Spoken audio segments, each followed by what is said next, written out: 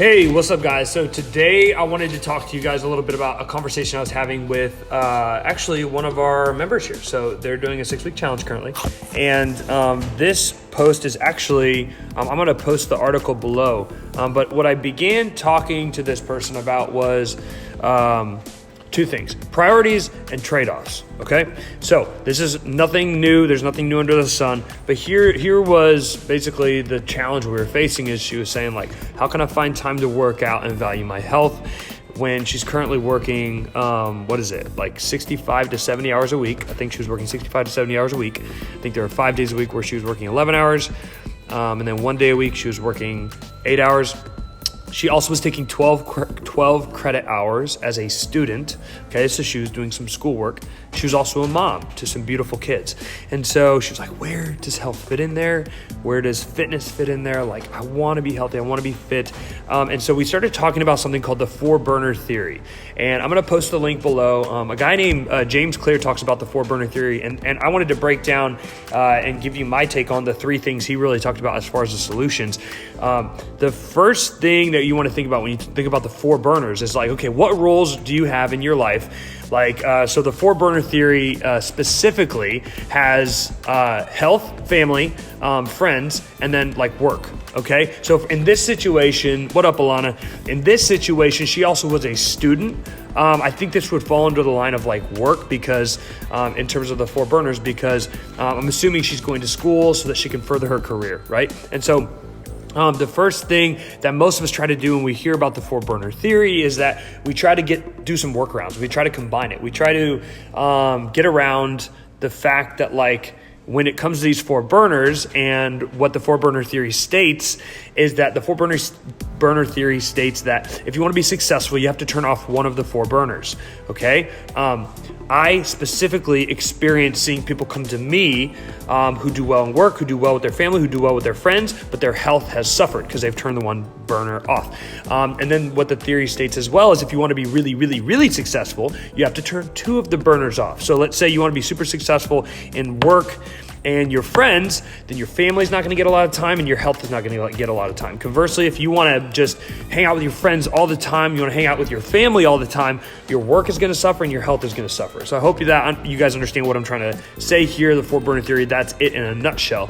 And so most people will try to do the workarounds. Most people will try to be like, wait a second, why can't I have it all? They try to have it all, etc. Okay. Now, the thing that James Clear talks about that I want to propose to you in terms of what I've seen from working with, again, hundreds of people and being able to learn their stories and see people progress on their journeys and either succeed or fail, is that we kind of just try to get around the fact that there's such a thing as trade-offs.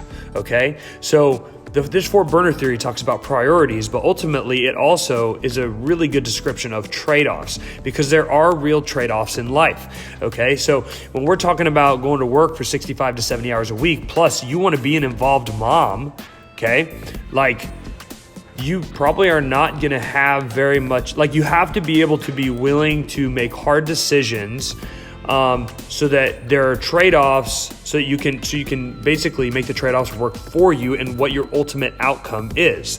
Okay, so that's the first thing I wanted to say is that there's no way to get around trade-offs. Now, there are 3 ways that you can actually get better at this, right? The first way is to outsource the burners. So for example, and this is what people do when they come to us, is they outsource the burner of health to an extent. You still have to work hard, but you outsource the burner by hiring a team of coaches and to hold you accountable, to get involved in the community. So you outsource that health burner, okay, by maybe you hire a personal trainer, maybe you go buy ready-made meals at Eat Fit Go, maybe you, whatever that might be. Maybe you hire a chef to make your food. I can't afford that, but maybe somebody can. So the idea would be is to outsource one of those burners. It's obviously really hard to outsource the burner of family. Love is really only spelled T-I-M-E, and so that's really hard to outsource. But you get what I'm saying. So there's a way to outsource the burner there. Now, the second way, though, is to embrace the constraints. So when you're talking about the 4 burners, and you have family, you have friends, you have health, and you have work, okay? When you can talk about embracing constraints. If any of you guys have heard the Parkinson's law, you can use that to your advantage by saying, okay, for example, if I'm only going to allow myself to work, and I've done this with our business, I've had to do it with our business because I want to be an involved husband, I want to be an involved dad, and so this is a constraint that I am working to embrace. Is if I'm on this day, if I'm working from X time to X time and I'm giving myself 12 hours to work and I'm not working any more than the 12 hours, what's the most that I can possibly do between those 12 hours, okay? Or for me, I've also brought it onto a weekly scale, and I've said, okay, if I'm only going to work these 70 hours or 75 hours or 65 hours or 80 hours a week, how much can I get done during that time? How much can we grow during that time? How much can we help people and make an impact? Because I know this is a business, this is a job, any business that you might have, you could work 100 hours a week. But I know that one day I would end up neglecting and totally letting suffer, my wife, so my ability to be a good husband and me being a good dad. And I don't want to do that, okay? And the last thing, and this is actually what I ended up talking. Well, I'm still kind of currently talking to her about this, but one of the major things we landed on was I said, wait a second, is this just a season of life? Is this a short-term thing, or is this like in perpetuity? Because I was like, if this is the rest of your life, like, you're going to have to make some hard decisions. You might have to get another job. You might have to decrease the hours on your job. You might have to switch careers. You might have to whatever if you actually want to be healthy and then also work 70 hours a week and then also be a super involved mom. I think she's a single mom. I think she's a single mom too. Like that, I mean, if that's just, so that'd be crazy hard, right? Because she didn't have no help at home. I can't remember though for sure if she's a single mom. But we talked about seasons of life, and that's the third thing you need to remember. And again, I'm going to post a link to the article that I thought was amazing, and this came up from talking with a client. But seasons of life could dictate maybe one burner is on higher than the others, right? And maybe it's just a 60-day thing. Maybe it's a 30-day thing. Maybe it's a 90-day thing. Stacy, I see that you're watching. I know you go through a busy season of traveling where, you're just not able to spend as much time with your family. And so that burner is lower and your work burner is higher. But you understand those trade-offs because when you get home, you make up for it by saying, okay, well, I'm blocking off this time for my family now. And again, then maybe the work burner has to turn down a little bit because by default, you're not working 16 hours a day and you are spending time with the family. And so, but again, that's trade-offs because what if you worked 16 hours a day, 6 or 7 days a week? It's way too easy to look at people who end up incredibly successful, quote unquote, in their business and they're making tons of money. But I've always told myself this, and something you need to remember as well is the last thing you want is to be fit and miserable. You don't want to lose all this weight just to have neglected every other part of your life. You want to be fit and healthy and improve in those areas when you improve in those areas, you want the other areas of your life to improve. And then the same thing goes for business. Stacy, I'm going to come back to you just because I know we've had a lot of conversations. But I think I've told you, like, the last thing I want is to end up with a full wallet, but then coming home to an empty house because I've tried to build this business at the expense of being a good husband and a good dad. And so your health is no different. You want to understand that there are seasons of life where you're going to be able to turn it up high. You're going to turn that dial up high and really get after the lifting weights, the running, the eating healthy. But then there are going to be seasons of life where you're going to be way too busy. Again, a different conversation I had with somebody who has just been having a tough time getting scheduled for workouts. The tough time to get scheduled for a workout. She's in a season of life where she's got 4 little boys. She's currently committed to a lot of these volunteering opportunities. So even while her kids are off at school, like when the kids are not at school, she's busy taking care of the kids.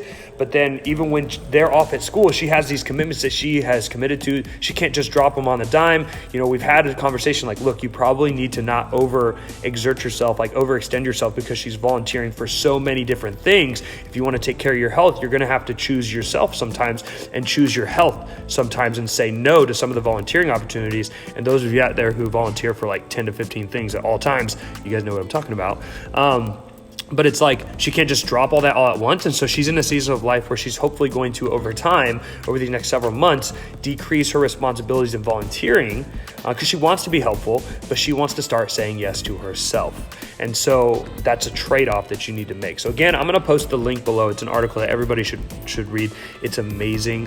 You guys will love it. But other than that, I just wanted to make sure you guys know that, like, when it comes to the different roles in your life, because I think of the burners and I just think of like, what are the different roles that we play in our life? I'm a husband, I'm a parent, I'm a business owner. I have my own body to take care of in terms of my health. And so you can find ways to combine them and work around them and stuff like that. But ultimately, this life is about priorities, values, and trade-offs. Like, what is your worldview? What does your worldview dictate your values to be? And then based on those values, how can we create priorities and then implement accountability in our schedule, our money, our energy, our creativity, all of that, to ultimately align with what that worldview says. Okay, so thanks for tuning in. I just wanted to touch base. Again, I will post the link right now. Happy, Tuesday? And I will see y'all soon, okay? Bye.